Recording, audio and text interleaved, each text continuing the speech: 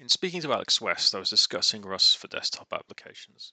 He said I should take a look at Electron. In these examples and the others, I have chosen not to use Vue or TypeScript purely for the reason of concentrating on learning the back end of these technologies. They all support Vue and TypeScript. I wanted to see their I/O capabilities, input, output. I wanted to understand how each of these frameworks work so I could make an informed judgment towards what I would consider my developer experience of it. So if we break down the autonomy of an Electron app, main.js is kind of your main holding for the application, manages the application lifecycle, creates windows and handles interprocess communication. So for instance, this is the way you actually preload JS. Preload JS comes first, runs before the page content is loaded. In the render process, safe controlled APIs to the renderer process, allowing limited access to the main process. So preload just kind of says, I require Electron, I require an open file dialog, send to the return IPC renderer. So that was, if I remember correctly, how to open the file dialog. Then from the renderer.js, this is, renderer.js gets loaded into the page. It is defining the action, and then the Windows open dialog, which has been defined in here. And then that'll send it back to here to open the file dialog in the main. There's a lot of gluing together, as you can see from actually using this application. And there we go, there's our IPC main on.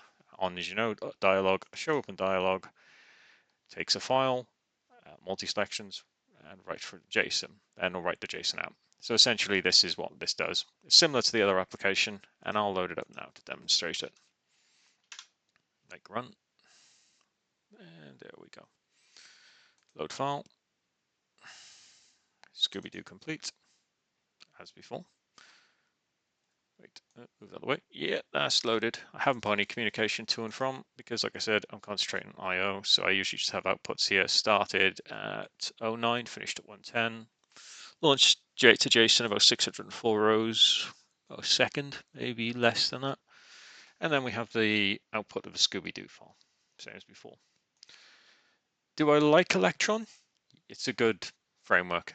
It's good. You don't need to know Go. You don't need to know Rust. You just need to know JavaScript and HTML, and you can pretty much build stuff quite well.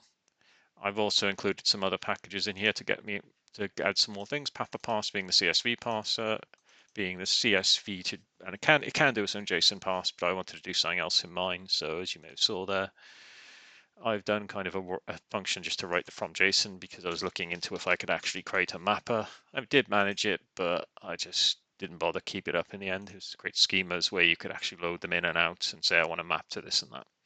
One important element about debugging on here, where is it? There we go. So when you want to debug, save that. Is the application down? Great.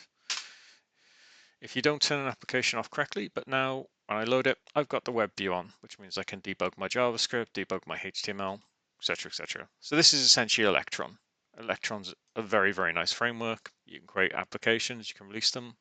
And the other thing to mention about Electron is the way it works. It bundles a browser in with it.